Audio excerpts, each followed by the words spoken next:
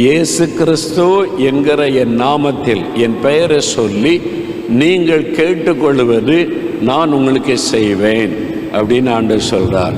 இயேசுவே அப்படின்னு பெயரை சொல்லி கூப்பிடும்போது இயேசு கிறிஸ்துவின் நாமத்தில் எனக்கு சுகம் உண்டாகணும், இயேசு கிறிஸ்துவின் நாமத்தில் எனக்கு ஒரு விடுதலை உண்டாகணும், இயேசு கிறிஸ்துவின் நாமத்தில் எனக்கு ஒரு அற்புதம் நடக்கணும் அப்படி நீங்கள் கேட்கும் பொழுது இயேசு உங்கள் பக்கத்தில் வந்து உங்களுக்கு அற்புதம் செய்வார். அப்படி தான் ஆண்டவர் இயேசு வாக்கு கொடுத்திருக்கிறார். நீங்கள் இயேசு கிறிஸ்து என்கிற என் நாமத்தினாலே எதை கேட்டாலும் நான் அதை உங்களுக்கு செய்வேன். எதை கேட்டாலும், சுகம் கேட்டால் சுகம் தருவார், விடுதலை கேட்டால் விடுதலை தருவார், ஆசீர்வாதம் கேட்டால் ஆசீர்வாதம் தருவார், ஞானத்தை கேட்டால் ஞானம் தருவார். உங்களுக்கு என்ன வேணும்?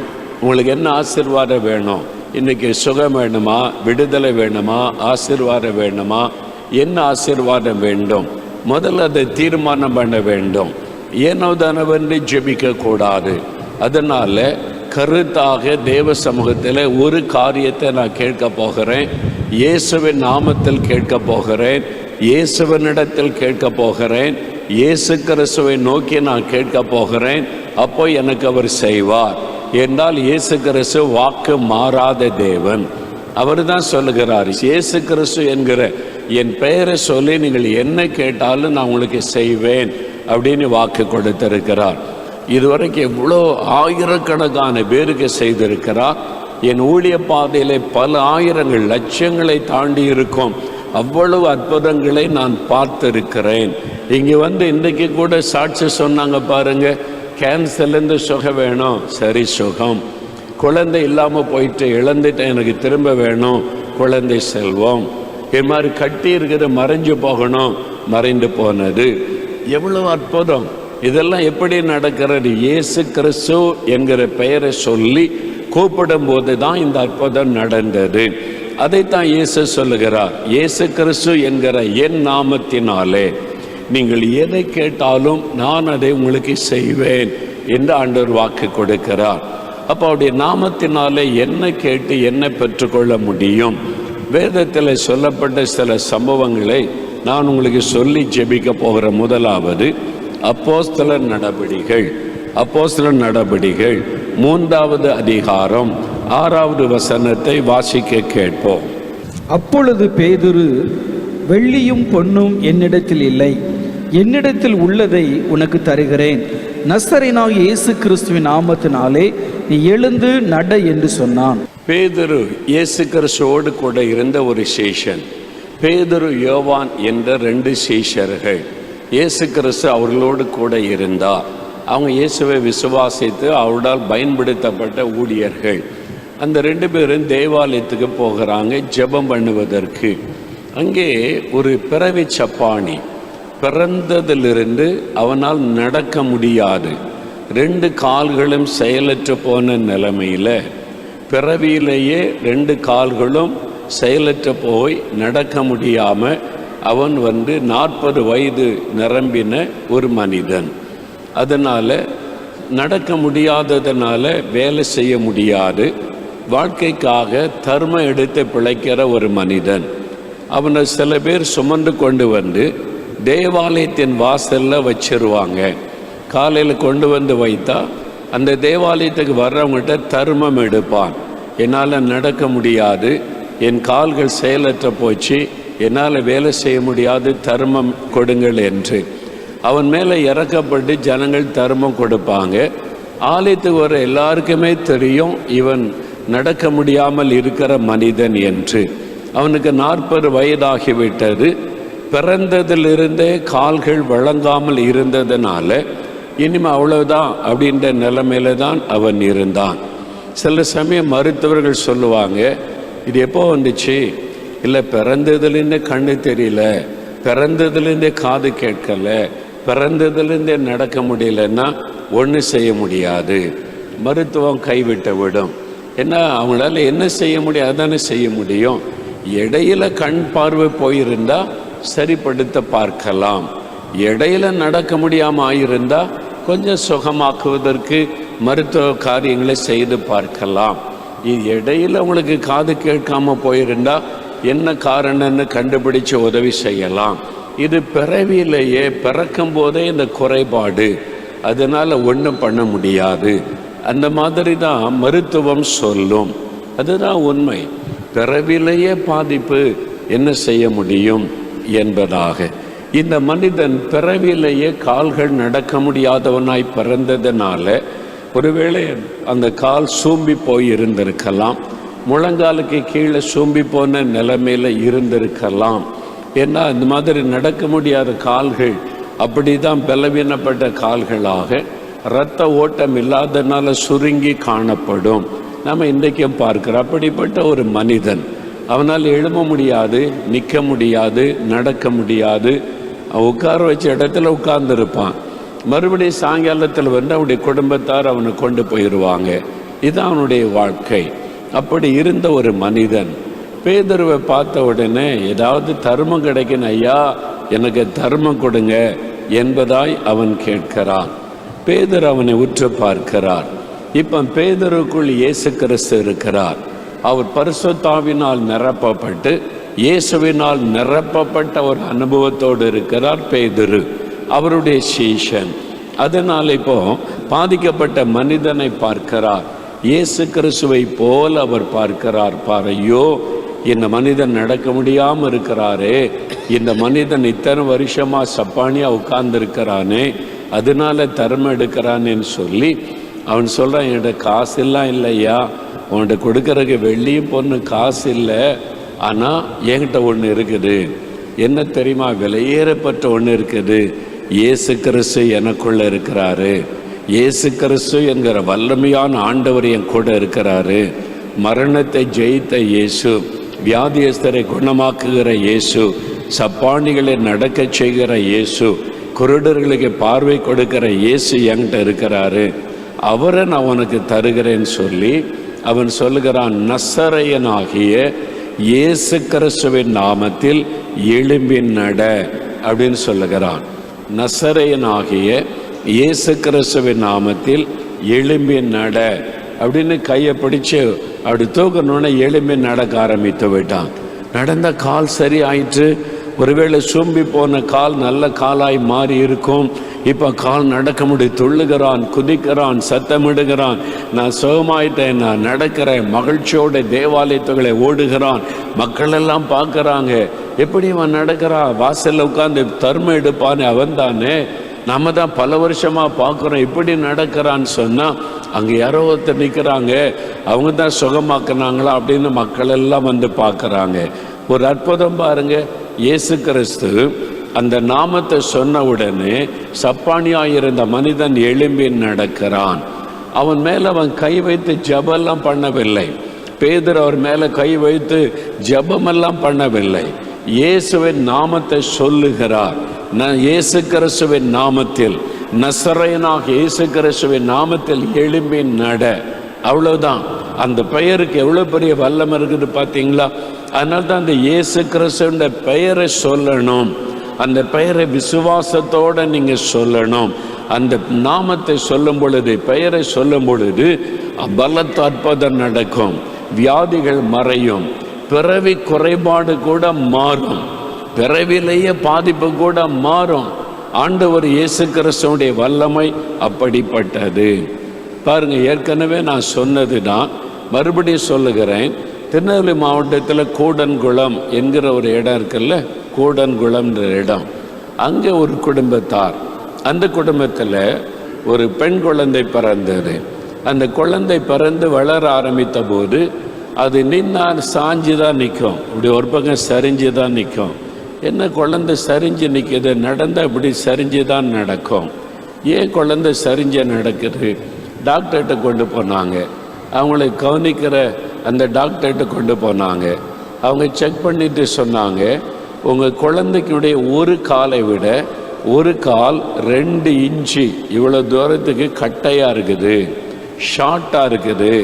2 காலும் ஒரே மாதிரி இல்லை. ஒரு கால் கட்டையாக இருக்கிறதுனால இந்த குழந்தை ஒரு பக்கம் சரிஞ்சு நிற்கிது, சரிஞ்ச நடக்குதுன்னு பெற்றோருக்கு ரொம்ப துக்கமாயிற்று. ஐயா, ஏதாவது பண்ண முடியுமா, ஏதாவது செய்ய முடியுமான்னா ஒன்றும் செய்ய முடியாது. ஏன்னா இது பிறவி குறைபாடு. இடையில ஒரு விபத்து ஏற்பட்டுச்சு, ஆபத்து ஏற்பட்டுச்சு, காலில் ஒரு பிரச்சனைன்னா சரிப்படுத்தி பார்க்கலாம். இது பிறவி குறைபாடு. பிறக்கும் பொழுதே ஒரு காலை விட 2 இன்ச்சு கட்டை. அப்போ எலும்பு நரம்பு எல்லாமே ஷார்ட்டாக தான் இருக்கும். அதெல்லாம் நீட்ட முடியாது. அதனால் ஒன்றும் செய்ய முடியாதுன்னு சொல்லிட்டாங்க. அப்போ என்னதான் காரியம்? ஒரே ஒரு காரியம்தான் இருக்குது. உங்கள் குழந்தையினுடைய ஒரு கால் ஷூவை 2 இன்ச்சு உயரமாக ஹீல்ஸ் வச்சு செஞ்சு கொடுங்க. அப்படி போட்டு கொண்டு நடந்தால் 2 காலம் ஒரே மாதிரி இருக்கும். ஒரே மாதிரி இந்த குழந்தையால் நடக்க முடியும். இது ஒன்று தான் சொல்யூஷன். வேறு வழி இல்லாமல் அந்த குழந்தைக்கு செருப்பு ஆர்டர் பண்ணி தான் செய்யணும். ஒரு கால் செருப்பு 2 இன்ச்சு உயரமாக இருக்கும். அதே மாதிரி ஸ்கூலுக்கு போகிற ஷூ 2 இன்ச்சு அதிக உயரமாக இருக்கும். அதை போட்டுக்கொண்டு தான் அந்த குழந்தை ஸ்கூலுக்கு போகும். அப்போ தான் நேராக நடக்க முடியும். 24 மணி நேரம் ஷூ போட்டுக்கொண்டே இருக்க முடியுமா? வீட்டுக்கு வந்தவுடனே கழட்டி போட்டுரும். ஆனால் நடக்கும்போது சரிந்து தான் அந்த குழந்தை நடக்கும். 2 இன்ச்சு கட்டையாகி காணப்பட்டதுனால அப்படியே நடந்து அதனால் இடுப்பு எலும்பில் வலிக்கும். மற்ற பிள்ளைகளை போல ஓடி விளையாட முடியாது. இப்போ அந்த பிள்ளைக்கு 14 வயதாகிவிட்டது. டீனேஜ் பருவத்தில் வந்து விட்டது. இனி வாலிப பிள்ளையாகும். படித்து முடித்து வேலைக்கு போகணும். நாளைக்கு அதனுடைய எதிர்காலம் இதெல்லாம் நினச்சா தாய்க்கு ரொம்ப துக்கம், ஒரு பெரிய மன வேதனை. என் பிள்ளைனுடைய எதிர்காலம் எப்படி? ஒரு கால் கட்டையாக இருக்குது, சரிஞ்சு தானே நடக்கும். அவருடைய எதிர்காலம் எப்படி? அவருடைய திருமண வாழ்க்கையில் எப்படி? பல காரியம். ஒரு தாய்க்கு தான் அந்த எதிர்காலத்தை குறித்த பாரம் எல்லாம் உண்டாகும். அந்த மாதிரி அந்த தாய்க்கு ஒரு பெரிய துக்கம் இருந்தது. அவங்க அப்போ நம்முடைய ஜெபிக்கலமாங்க நிகழ்ச்சி டிவியில் பார்த்து கொண்டு இருந்தாங்க. அப்போ நிறைய அற்புதங்கள் நடப்பதை அந்த சாட்சிகளை பார்த்தாங்க. இயேசுவின் நாமத்தை சொல்லி ஜெபிச்சு அற்புதம் நடக்குது, வியாதி மறையுது, குருடர்கள் பார்வை அடைகிறாங்க அப்படின்ற உடனே இந்த தாய்க்குள்ள ஒரு விசுவாசம் வந்தது. அப்போ நானும் இயேசுவின் நாமத்தில் ஜெபம் பண்ணினா என் குழந்தைக்கும் என் மகளுக்கும் சுகம் உண்டாகுமே. ஒரு முறை ஜெபிக்கலாமாங்க நிகழ்ச்சியில் டிவியில் பார்த்து கொண்டு இருக்கிறாங்க. அந்த மகளும் பக்கத்தில் இருக்கிறாள். அந்த தாய் அந்த சாட்சியெல்லாம் கேட்டுவிட்டு ஜெப நேரம் வந்தபோது அந்த குழந்தையனுடைய கால் மேலே கை வைத்து, இயேசுவின் நாமத்தில் என் மகளுடைய கால் 2 ஒரே மாதிரி இருக்கணும், கட்டையாக இருக்கிற கால் இயேசு கிறிஸ்துவின் நாமத்தில் வளரணும், 2 காலும் சமமாக மாறணும்னு சொல்லி இயேசுவின் நாமத்தை சொல்லி காலில் கை வைத்து ஜெபிக்கிறாங்க. தன் மகளுடைய காலில் கை வைத்து ஜெபிக்கிறாங்க. ஒரு 5 நிமிடம் தான் நான் ஜெபிக்க சொல்லுவேன். ஜெபிக்கலாம் நிகழ்ச்சியில் பார்த்துருப்பீங்க. 5 நிமிடம் ஜெபிக்கிறாங்க. ஜெபம் முடிச்சுட்டு இந்த தாயார் அப்படியே அவங்களுடைய வேலைகளை கவனிக்க ஆரம்பித்தாங்க.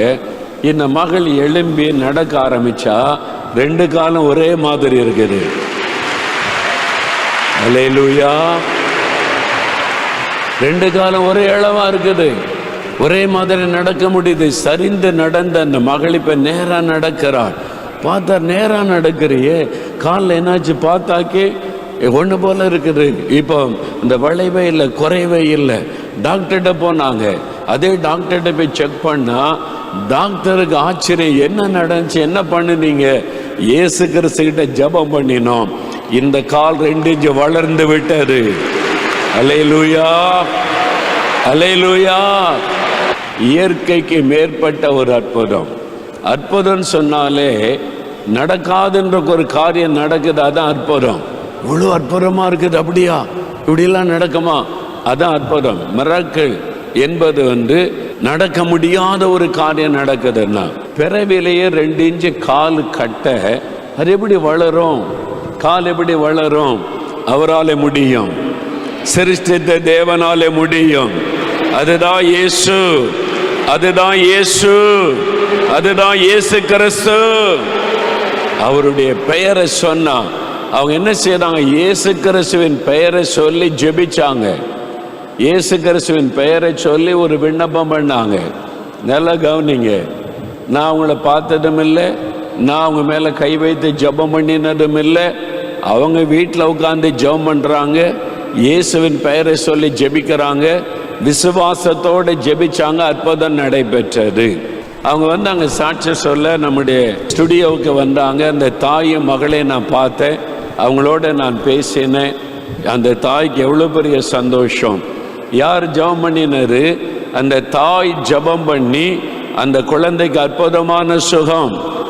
இன்றைக்கு நீங்க விசுவாசத்தோடு ஜெபித்தால் உங்களுக்கு அற்புதம் நடக்க போகிறாரு. இயேசு உங்களுக்கு அற்புதம் செய்ய போகிறார். அதனால தான் சொல்றேன், நீங்க ஊழியக்காரனை தேடக்கூடாது. மோகன்லாஸ் ஜெபிக்கணும், மோகன்லாஸ் கை வைக்கணும், இயேசு கை வைக்கணும். அதுதான் உடைய நோக்கமா. இயேசுவை நீங்க தொடுங்க, நீங்க நான் 4 மாவட்டத்தில் இருந்து கொண்டு டிவியில் பேசுறேன், கேமராவுக்கு முன்னால. அவங்க கூடன்குளத்தில் இருந்து கொண்டு மகளுக்காய் வீட்டில் ஜெபிக்கிறாங்க. ஆண்டவர் அற்புதம் செய்கிறார். யார் போய் அற்புதம் செய்தது? இயேசு அங்கே பிரசன்னமானார். அதனால தான் இயேசு சொன்னார், 2 பேர் என் நாமத்தில் எங்கே கூடினாலும் அங்கே நான் இருக்கிறேன். அந்த தாயும் மகனும் 2 பேர் உட்கார்ந்து ஜெபிக்கிறாங்க. இயேசு அங்கே 3வது ஆளாய் வந்து விட்டார். இங்கே இயேசு உலாவி கொண்டிருக்கிறார். நீங்க ஜெபித்தால், நீங்க விசுவாசத்தோடு ஜெபித்தால் உங்களுக்கு அற்புதம் நடக்கும். அல்லேலூயா. இப்போ பிறவி சப்பானி நடக்கிறான். அவனுடைய கால்கள் புது கால்களாய் மாறிவிட்டது. நீங்க விசுவாசித்தால் வீல் சேர்ல வந்திருக்கிறீங்க, நடக்க முடியாம வந்திருக்கிறீங்க, மோகன்லாஸ் ஏதோ பண்ணிடுவார் நினைச்சீங்கன்னா ஒன்றும் நடக்காது. ஆனால் இயேசு என்னை தொடுவார், இயேசு என்னை நடக்க வைப்பார்னு விசுவாசித்தீங்கன்னா நீங்க நடப்பீங்க. உங்களுடைய கால்கள் புது கால்களாய் மாறும். 2 இன்ச்சு காலை வளர வைத்த ஆண்டவருக்கு உங்களுடைய கால்களை புதிய கால்களாய் மாற்ற முடியும். என் காலை மாற்றினார், என்னை யாருமே தொடவில்லை. இயேசுவின் நாமத்தில் ஜெபிக்கும் போதே வல்லமை தொட்ட என் செயலற்ற போன கால் செயல்பட்டது. என்னால் அதை உணர்ந்து கொள்ள முடிந்தது. இயேசுவை தேடணும், இயேசுவின் நாமத்தை சொல்லணும். கண்கள் பாதிக்கப்பட்டிருக்குதா? புது கண்ணாய் மாறிவிடும். உங்களுடைய கண்கள் புது கண்களாய் மாறிவிடும். காது கேட்கலையா? உங்களுடைய காது திறக்கப்பட்டு விடும்.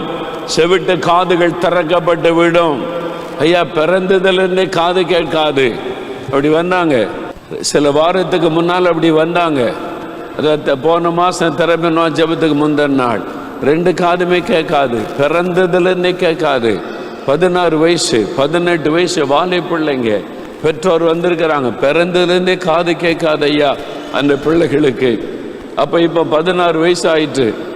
எப்படி இந்த மஞ்சள் சட்டை போட்ட பையங்க நிற்கிறாங்க பாருங்க. அவன்கிட்ட சொன்ன, போய் ஜெபம் பண்ணு, இந்த காதை திறந்து என்கிட்ட கூட்டிகிட்டு வரணும், உனக்கு 10 நிமிஷம் டைம், 10 நிமிஷத்தில் ஜெபம் பண்ணி காதை திறந்து என்கிட்ட கூட்டிகிட்டு வான்னு சொல்லி அனுப்பினேன்.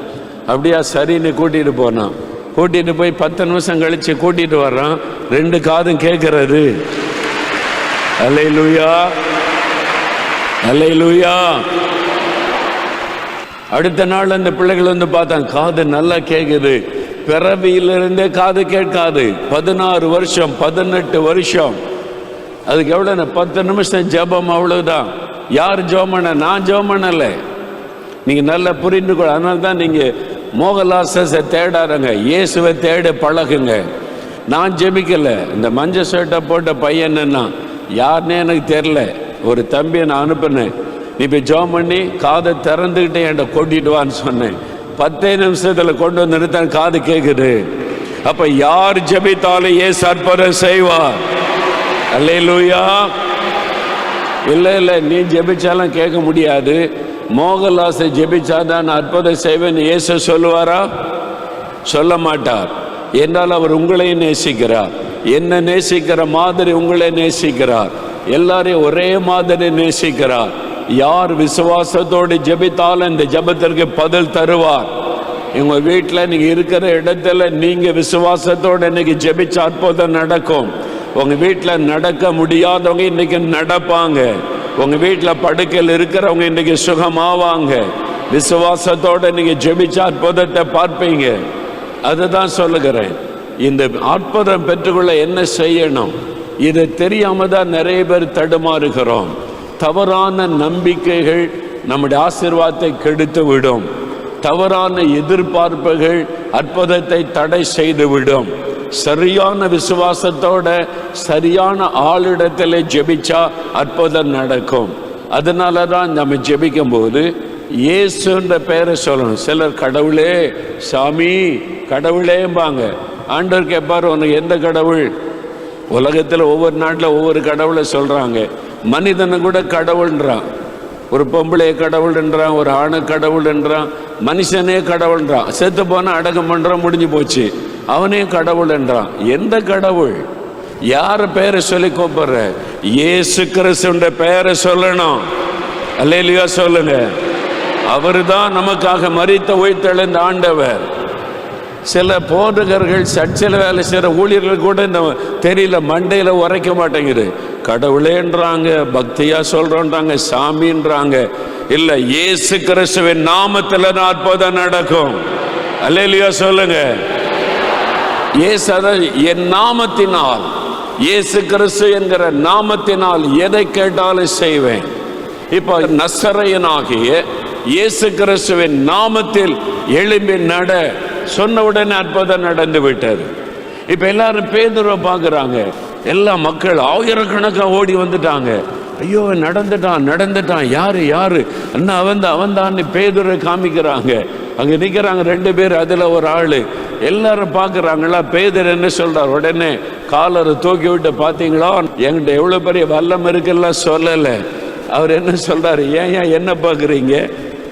Why are you looking at me? ஏன் என்ன பார்க்குறீங்க? என்னுடைய பக்தியினாலோ சக்தியினாலோ அவன் சுகமாக்கப்படவில்லை. என்னால் அவன் சுகமாக்கப்படவில்லை. அப்போ எப்படி சுகம் கிடைச்சது? 16வது வசனம் வாசிங்க. அப்போஸ்தலர் 3:16 வாசிங்க. அவருடைய நாமத்தை பற்றும் விசுவாசத்தினாலே, இயேசு கிறிஸ்துவின் நாமத்தை பற்றும் விசுவாசத்தினாலே, அவருடைய நாமமே, இயேசு கிறிஸ்துவின் நாமமே நீங்கள் பார்த்து அறிந்திருக்கிற இவனை பலப்படுத்தினது, இவனை சுகமாக்கினது. எப்படியா சுகம் பெற்றான்? பேதுரு, நீங்க தானே. நான் சுகமாக்கலையா? ஏன் என்ன பார்க்குறீங்க? என்கிட்ட அதுக்கிட்ட சக்தியும் கிடையாது, பக்தியும் கிடையாது. பிறகு எப்படி இவன் சுகமானான்? இயேசு கிறிஸ்துவின் நாமத்தை, அந்த பெயரை பற்றின விசுவாசமும், இயேசு கிறிஸ்துவின் நாமமே அவனை குணமாக்கிற்று. எல்லா அல்லேலூயா சொல்லுங்க. யார் சுகமாக்கினது? இயேசு கிறிஸ்து. எல்லாரும் சொல்லுங்க, இயேசு கிறிஸ்து. இயேசு கிறிஸ்து. பேதுரு அல்ல, இயேசு கிறிஸ்துவின் பெயர் தான் அற்புதத்தை கொண்டு வந்தது. அதனால இயேசு கிறிஸ்து, அந்த நாமம், அந்த பெயர், அதை சொல்லும் பொழுது அற்புதம் நடக்கிறது. அந்த பெயர்ல தான் அற்புதம். அதுதான் இயேசு சொன்னார். இயேசு கிறிஸ்துன்ற என் பெயரை சொல்லி நீங்க என்ன கேட்டாலும் நான் உங்களுக்கு செய்வேன்னு சொல்லி இருக்கிறார். அந்த இயேசு கிறிஸ்துன்ற பெயரை சொல்லணும். அந்த பெயர்ல தான் அந்த வல்லமை இருக்கிறது, அற்புதம் நடக்கிறது. அப்ப அந்த பெயரை சொன்னா சுகம் உண்டாகிறது. இன்னொரு வசனம் வாசிங்க. அப்போஸ்தலர் 16ஆம் அதிகாரம் 18வது வசனம். இப்படி அநேக நாள் செய்து கொண்டு வந்தால் பவுல் சினங்கொண்டு திரும்பி பார்த்து, நீ இவளை விட்டு புறப்படும்படி இயேசு கிறிஸ்துவின் நாமத்தினாலே உனக்கு கட்டளையிடுகிறேன் என்று அந்த ஆவியுடனே சொன்னான். அந்நேரமே அது புறப்பட்டு போயிற்று. இங்கே பிலிப்பு என்கிற ஒரு பட்டணம். அந்த பட்டணம் ஒரு பெரிய பட்டணம். அந்த பட்டணத்துக்கு இயேசுவை அறிவிக்கும்படி பவுலும் அவனுடைய குழுவினரும் வந்திருக்கிறாங்க. பவுல் என்கிறவர் இயேசுவை பற்றி அறிவிக்கிற ஊழியக்காரர். இப்போ நான் இயேசுவை பற்றி சொல்கிற மாதிரி அந்த நாட்களில் அவர் ஆண்டவருக்காக ஊழியம் செய்கிற ஊழியர் பவுல். அந்த டீம், அவங்க குழுவாக ஜெபம் பண்ணுறதுக்கு போகிறாங்க. ஒரு ஆற்றங்கரையில் கொடி ஜெபம் பண்ணுவாங்க.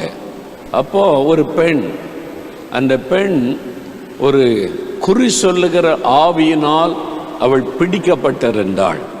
அப்போ குறி சொல்றதுக்கு சும்மா சொல்லுவாங்களா? தட்டில் காசு வைக்கணும், காசு கொடுத்தா குறி சொல்லுவாங்க. அது சொல்றது கரெக்டாக இருக்கும் சில காரியம். ஏன்னா பிசாசுக்கு நடக்கிற காரியம்லாம் தெரியும், வரப்போகிற காரியம்தான் தெரியாது, எதிர்காலத்தை பற்றி தெரியாது. ஆனால் இப்போ நடக்கிற தெரியும். மாடு காணாமல் போச்சுன்னா மாடு எங்கே நிற்குன்னு இந்த பிசாசுக்கு தெரியும், கரெக்டாக சொல்லிடும். அவங்களுக்கு ஆச்சரியம், அது கரெக்டாக தானே சொல்லுது நல்லா இருக்கும். ஆனால் வரப்போகிற காரியம் எல்லாமே கரெக்டாக இருக்காது. ஒரு குருட்டம்புக்கில் எதா சொல்ல 4ல் 1 நிறைவேறினோன்னு உங்களுக்கு பெரிய சந்தோஷம், சொல்லிச்சு நடந்துச்சு அப்படின்னு சொல்லிட்டு. இதுதான் இன்றைக்கி குறி சொல்லுகிற ஆவி மூலமாய் நடக்கிற காரியங்கள். இப்படி குறி சொல்லுகிற ஆவி, அந்த மாதிரி ஒரு பெண், பெரும்பாலும் அந்த பெண்கள் தான் அதிகமாக அந்த ஆவி பிடிக்கும். பார்த்துருக்கீங்களா? ஆண்கள் சில இடத்துல இருப்பாங்க, பெரும்பாலும் குறி சொல்லுகிற ஆவி பெண்களை தான் அந்த ஆவி பிடிக்கும். அந்த ஆவி குறி சொல்கிறதுனால இந்த பெண்ணை வைத்து பணம் சம்பாதிக்கிற ஒரு கூட்டம் இருந்தாங்க. அவங்கெல்லாம் சேர்ந்து இவளை வச்சு குறி கேட்கணும், காசு முதல்ல கெட்டு பணம் கெட்டு அப்புறம்தான் குறி கேட்க முடியும். பணம் சம்பாதிச்சுக்கிட்டே இருந்தாங்க இந்த பெண்ணை வைத்து. அந்த ஆவி அந்த குறிப்பிட்ட நேரத்தில் இறங்கும். அதுக்கு ஒரு குறிப்பிட்ட டைம் தான் இருக்கும், செவ்வாய்க்கிழமை வெள்ளிக்கிழமை, அந்த குறிப்பிட்ட டைம். அதில் தான் அந்த ஆவி கிரியை செய்யும். இது இன்றைக்கு மாத்திரம் இல்லை, 2000 வருஷத்துக்கு முன்னாலே இருந்தது. பவுல் காலத்திலேயே பிலிப்பி பட்டணத்தில் குறி சொல்லுகிற ஆவியை உடைய ஒரு பெண் இருந்தாள். அவள் குறி சொல்லுவாள். காசு வாங்கி தான் குறி சொல்ல வைப்பாங்க. அதை வச்சு பிழைப்பு நடத்தின கொஞ்சம் பேர் இருந்தாங்க, காசு சம்பாதிச்சுக்கிட்டே இருந்தாங்க. அவங்க இந்த பெண்ணை கூட்டிகிட்டு போகும்போது பவுலும் அவனை சார்ந்தவங்களும் ஜெபம் பண்ண போகிறாங்க. அவங்களுக்கு இந்த ஆவிக்கு சம்மந்தம் இல்லை. அவங்க ஜெபம் பண்ண போனால் இந்த ஆவி அவங்கள பார்த்த உடனே சொல்லுது, இவங்க உன்னதமான தேவனுடைய ஊழியக்காரர், ரட்சிப்பின் செய்தியை அறிவிக்கிறவங்கன்னு சொல்லுது. சொன்னது கரெக்டு. பார்த்தீங்களா? அந்த ஆவிக்கு நல்லா தெரியும் இவங்க ஊழியக்காரங்க, ரட்சிப்பின் செய்தி அறிவிக்கிறான்னு கரெக்டாக சொல்லுது. இயேசு பிரசங்கம் பண்ணும்போது கூட அந்த ஆவி சொன்னது, சத்தமிட்டு அவரை பார்த்து சொல்லுகிறாரு, இயேசு கிறிஸ்துவை பற்றி சொல்லுகிறாரு. கரெக்டாக தான் இருக்கும். அதனால் அதுக்கு தெரியும் நல்லா கடவுள் யார், பொய் யார், பிசாசுக்கு நல்லா தெரியும். உண்மையான ஊழியக்காரங்க யார், மந்திரவாதம் பண்ணுறது யாருன்னு நல்லா பிசாசுக்கு தெரியும். அதனால் அந்த ஆவி சொல்லுது, இவங்க ஊழியக்காரர், தேவனுடைய ஊழியக்காரர், உன்னதமான தேவனுடைய ஊழியக்காரர், ரட்சிப்பின் செய்தி அறிவிக்கிறவங்கன்னு கரெக்டாக சொல்லுகிறாரு. பவுல் அதை கண்டுக்காமல் போயிட்டே இருந்தார். சில நாட்களை பார்க்கும் போதெல்லாம் சொல்லும், பவுலை பார்த்த உடனே சத்தமிட்டு சொல்லும். அந்த ஊரெல்லாம் திரும்பி பார்த்துருக்கோம். ஒரு நாள் 2 நாள் இல்லை, பல நாள் சொல்லி கொண்டே வந்த உடனே பவுலுக்கு ஒரு கோபம் வந்துச்சு. அந்த பவுல் திரும்பி பார்த்து, பிசாசே, இயேசு கிறிஸ்துவின் நாமத்தில் இவளை விட்டு புறப்பட்டு போ என்று உனக்கு கட்டளையிடுகிறேன்னு சொன்னார்.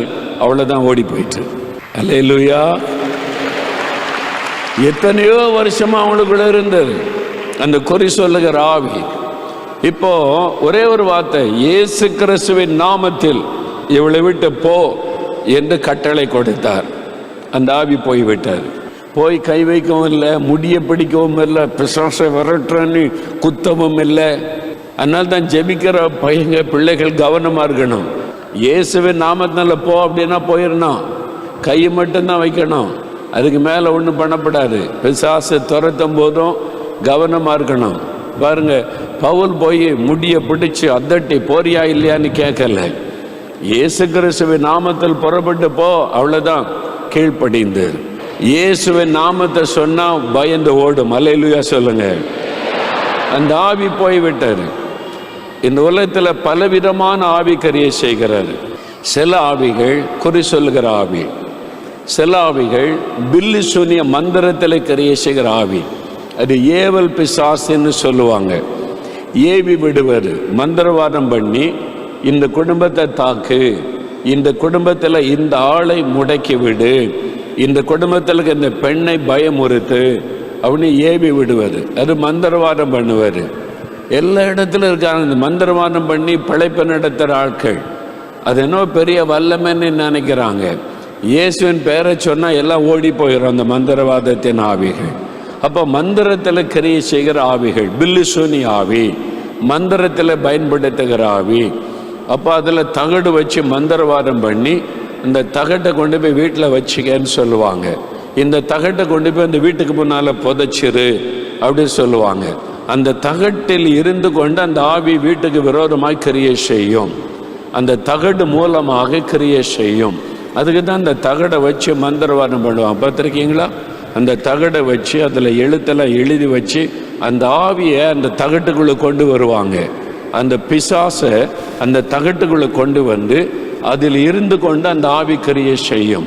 சாத்தான் கிரியை செய்வதற்கு ஒரு பொருள் வேணும் அல்லது மனிதர்கள் வேணும். ஒரு மனிதர்களை ஆட்கொண்டு கிரியை செய்யும் அல்லது ஒரு பொருளுக்குள்ளே இருந்து கொண்டு அதை கிரியை செய்யும். அதனால தான் பாருங்க, ஒரு மனுஷனுக்குள்ள அந்த ஆவி இருந்துச்சு. லேகியோன் என்கிற பிசாசு பிடித்த மனிதன், 6000க்கும் அதிகமான பிசாசு. அந்த ஆவியை இயேசு விரட்டும் போது சொல்லுது, நாங்கள் எங்கே போவோம்? அந்த பந்தி கூட்டத்துக்குள்ளே அனுப்புவோம். பார்த்தீங்களா, அதுக்கு இன்னொரு இடம் வேணும். இங்கேருந்து துரத்துனா அங்கே போயிடணும்னு சொல்லி பந்தி கூட்டத்துக்குள்ளே அனுப்ப நாங்கள் போயிடுறோன்னு சொல்லுது. போங்கன்னு அந்த பந்திக்குள்ளே போய் விட்டார். மிருகத்துக்குள்ளே கூட ஆவி போயிடும். ஆடுக்குள்ளே, மாட்டுக்குள்ளே, இது மாதிரி எந்த மனுஷ உயிருள்ள பொருளுக்குள்ளே அந்த ஆவி போயிடும். அது மாத்திரம் இல்லை, மரத்தில், செடியில், கல்லுக்குள்ளே அந்த ஆவி வரும். அதனால் எந்த இடத்துக்குள்ளே அந்த ஆவி நுழைஞ்சிரும். ஏன்னா மக்கள் தன்னை வணங்கணும்னு பிசாசு விரும்புகிறதுனால எதை வணங்குறாங்களோ அங்கே ஒரு ஆவி வந்துடும். நீங்கள் பார்த்துருப்பீங்க, ஒரு இடத்துல ஒரு கல்லை நட்டி வச்சு அதை பார்த்தாலே போய் ஒருத்தர் தினமும் கும்பிட ஆரம்பித்தா கல்லில் ஒன்றும் கிடையாது. இவன் கும்பிட்றதை பார்த்தோன்னா ஒரு ஆவி வந்து அதில் குடியிருந்துடும். ஏன்னா எல்லாரும் என்னை வணங்கணும்னு ஆசைப்படுவது தான் இந்த பிசாசு. இயேசுவே சொல்கிறால என்னை வணங்குங்கன்னு சொல்லி. இதுதான் வணக்கத்திருக்கிற எந்த இடத்துக்குள்ளும் அது நுழையும். அதனால தான் நம்ம கவனமாக இருக்கணும்னு சொல்லுவது. பிசாசு அதுக்குள்ளே நுழைஞ்சிரும். நுழைந்து அங்கிருந்து கொண்டு கிரியை செய்யும்.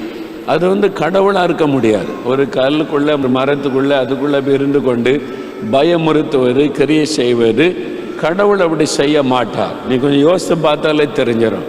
கடவுள்னா அவர் வந்து ரொம்ப பக்தியானவர், பரிசுத்தமுள்ளவர், டீசெண்டாக செயல்படுகிறவர். இந்த ஆவிகளை தான் மனுஷன் கண்ட்ரோல் பண்ண முடியும். அந்த ஆவியை வச்சு அதட்டுவது, பயமுறுத்துவது. பார்த்தீங்களா, அந்த ஆவியை இவங்க அதட்டுவாங்க மனுஷன். இது மாதிரிலாம் செய்வாங்க. அது ஒரு ஆவி. குறி சொல்லுகிற ஒரு ஆவி, பயமுறுத்துகிற ஒரு ஆவி. அந்த ஆவியை ஏவ விட்டால் ஒரு ஆளை பயமுறுத்தும்.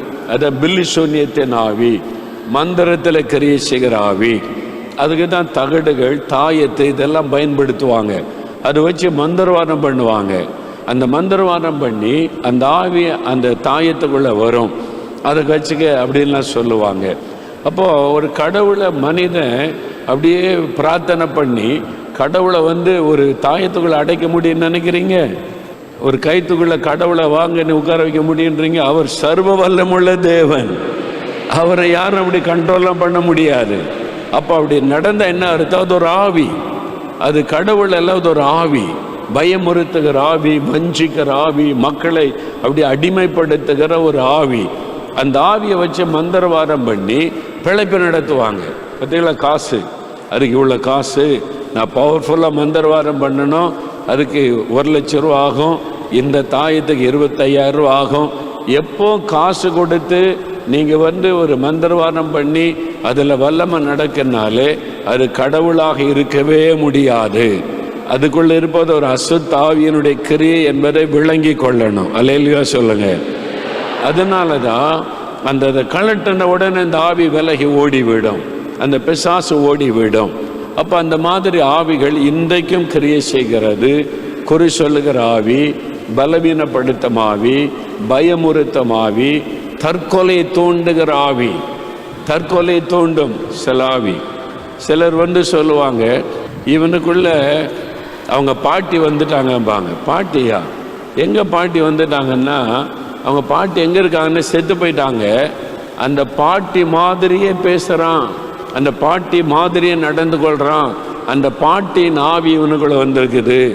பாட்டியின் ஆவியெல்லாம் வரல, சாத்தான் உள்ள வந்து பாட்டி மாதிரி ஆக்ட் பண்ணுகிறான், நடிக்கிறான். அதான் உண்மை. ஒரு ஆள் இறந்து போயிட்டா அந்த ஆவி தன்னை தந்த தேவனிடத்தில் போய்விடும். அல்லேலூயா. ஆமாம், அவங்க திரும்பி இந்த உலகத்தில் இருந்துக்கிட்டலாம் கிரியை செய்ய முடியாது. அந்த பெயரில் அசுத்த ஆவி கிரியை செய்யும். பிசாசு அவங்கள மாதிரி ஆக்ட் பண்ணும், அவங்களே மாதிரி நடிக்கும், அவங்களே மாதிரி குரலில் பேசும். சிலர் அதை நினச்சி பாட்டியை கும்பிட ஆரம்பிச்சிருவாங்க. பார்த்துருக்கீங்களா? பாட்டியை கும்பிட்டுக்க, தாத்தாவை கும்பிட்டுக்கம்பாங்க. அந்த அளவு அந்த தாத்தா குடிகாரனாக இருந்திருப்பார், அவரை கடவுளாக்கிடுவாங்க இவங்க. இந்த பாட்டி கெட்ட வார்த்தை பேசி திட்டுற ஆளாக இருக்கும், இவங்கள பாட்டியை கும்பிடுன்னு கடவுளாக்கிடுவாங்க. இப்படி தான் இந்தியாவில் நிறைய கடவுள்கள் வந்துட்டாங்க. மனிதனை கடவுளாக்குவார். அதுக்கு பின்னால் இருப்பது ஒரு ஆவி. நல்லா அறிந்து கொள்ளுங்க, அதுக்கு பின்னால் இருப்பது ஒரு ஆவி. அந்த ஆவி தான் மனிதர்களை வஞ்சித்து மெய்யான ஆண்டவரை தேட விடாதபடி மனிதர்களை வணங்க செய்வதற்கு கிரியை செய்கிற ஆவி.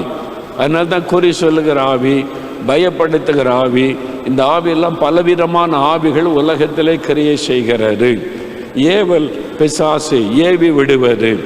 இந்த ஏவி விடுற ஆவியில் அவர் மந்திரவாதம் பண்ணி ஏவி விடுவாங்க. அது கொஞ்சம் பவர்ஃபுல்லாக இருக்கும். சாதாரணமான ஆவிகள் வேற, ஏவலில் பயன்படுத்துகிற ஆவிகள் வேற. அதனால தான் இயேசு சொல்லுகிறார், இந்த வகை பிசாசு அப்படி சொல்றார், இந்த வகை பிசாசு. அப்போ விதவிதமான அசுத்த ஆவிகளுடைய கிரியைகள் இருக்கிறது. இந்த மாதிரி சில பிசாசு அதட்டின போயிடும், சில பிசாசு போராடினா தான் வெளியேறி போகும். அது மாதிரி விதவிதமாய் கிரியை செய்கிற ஆவிகள் இருக்கிறது. எந்த ஆவியா இருந்தாலும் இயேசு கிறிஸ்துவின் நாமத்தில் ஓடித்தான் ஆக வேண்டும். இயேசுவின் நாமத்தை சொன்னா பயந்து ஓடித்தான் ஆக வேண்டும். எந்த ஆவியா இருந்தாலும் பயப்படுகிற ஒரே ஒரு பெயர் இயேசு கிறிஸ்துவின் பெயருக்கு தான். ஏனென்றால் இயேசு பிசாசை ஜெயித்தார், சாத்தானை ஜெயித்தார் என்று வேதத்திலே பார்க்கிறோம். சிலுவையிலே மரித்து அவர் உயிர்த்தெழுந்த போது சாத்தானை அவர் ஜெயித்து விட்டார். அதனால தான் இயேசு கிறிஸ்துவின் பெயரை கேட்டாலே பிசாசு நடுங்கும், பயம் உண்டாகிவிடும். எந்த வல்லமே அதுக்கு முன்னாலே நிற்கவே முடியாது. நான் ஒரு சமயம் வட இந்தியாவுக்கு போயிருந்த போது, வட இந்தியாவில் ஒரு குறிப்பிட்ட மாநிலத்தில் ஆதிவாசிகள், அவங்க மத்தியில் உண்மை சம்பவத்தை நான் அறிந்தேன். ஒரு வாலிப மகள் இந்த மிஷினரிகள் இயேசுவை பற்றி சொன்ன உடனே இயேசுவை ஏற்றுக்கொண்டாள். இயேசுவை உள்ளத்தில் ஏற்றுக்கொண்டு இயேசுவை நோக்கி ஜெபிக்க ஆரம்பித்தாள். அவங்க அப்பா யாருன்னா மந்திரவாதி. அவங்க அப்பா மந்திரவாதி, மந்திரவாதம் செய்கிறவர். காசு வாங்கி கொண்டு மந்திரவாதம் செய்வார். கோழி, ஆடு, மிருகங்களை வாங்கி கொண்டு மந்திரவாதம் பண்ணுவார். இந்த மகள் ரட்சிக்கப்பட்டு அவள் தேவ சமூகத்தில் முழங்கால் நின்று ஜெபிப்பாள். அவள் ஜெபிக்கிறதுனால இவருடைய மந்திரவாதம் பலிக்க மாட்டேங்குது, அந்த ஆவி வர மாட்டேங்குது. அதனால் இவருக்கு கோபம் மகள் மேலே. மகளை கூப்பிட்டு, என்ன புதுசாக ஒரு கடவுளை கொண்டு வந்திருக்க நம்ம வீட்டுக்குள்ளே, இயேசு இயேசுன்ற ஜெபம் பண்ணுற, அதை சொல்லாத. இல்லை, இயேசு தான் நமக்காக மரித்து உயிரோடு இருக்கிற ஆண்டவர், நம்முடைய பாவத்துக்காக ரத்த சிந்து உயிர்த்தெழுந்தார், நான் அவரை அறிந்து கொண்டப்பா, அவர் தான் மெய்யான ஆண்டவர், அவர்கிட்ட நான் ஜெபிக்கிறேன். அதெல்லாம் முடியாது, நீ அங்கே ஜெபம் பண்ணுனா எனக்கு இந்த ஆவி வரமாட்டேங்குது, மந்திரவாதம் பலிக்க மாட்டேங்குது, அந்த ஆவி வரமாட்டேன்னு சொல்லுது. ஏசு என்றெல்லாம் கூப்பிடாத, போயிரு அப்படின்னு சொல்லி இந்த மகள் சொன்ன முடியாது. நீங்கள் சும்மா பேய் பிசாசை வச்சு மந்திரவாதம் பண்ணுறீங்க, நான் மெய்யான ஆண்டவரை அறிந்து கொண்டேன், அவரை தான் நான் ஜெபம் பண்ணுவேன்னு சொன்னாள். தகப்பனுக்கு கோபம் வந்து விட்டார்.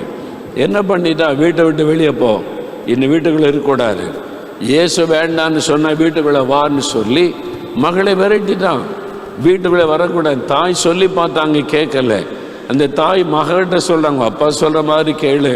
அதெல்லாம் கேட்க முடியாது, மெய்யான ஆண்டவரை நான் அறிந்து கொண்டேன், அப்பா பிசாசை வச்சு மந்திரவாதம் பண்ணுறாங்க, அது பாவம், அது தப்பு, அது செய்யக்கூடாது. பாருங்கள், இத்தனை குடும்பத்தை பாழாக்குறாங்க, முடியாது. அதனால் தகப்பனாக சொல்கிறார், வீட்டில் இருக்கக்கூடாது போ. அப்போ பக்கத்து வீட்டில் சொந்தக்காரங்க இருக்கிறாங்க, சொந்தக்காரங்க இருப்பாங்கள்ல, அந்த சொந்தக்காரங்க வீட்டில் போய் அந்த மகள் தங்கி விட்டாள்.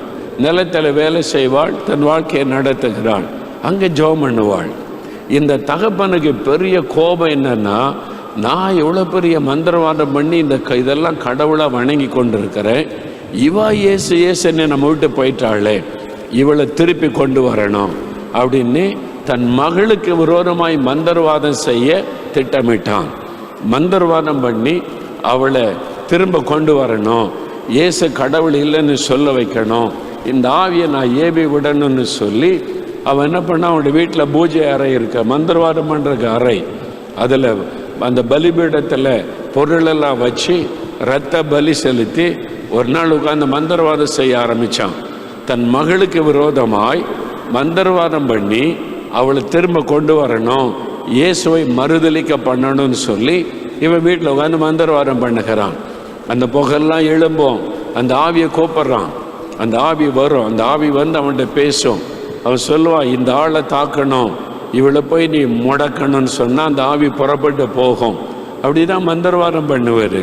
இவன் உட்காந்து ரூமில் மந்திரவாதம் பண்ணால் அந்த ஆவி வரும்னு எதிர்பார்த்தா பிரகாசமான ஒரு வெளிச்சம் வருது.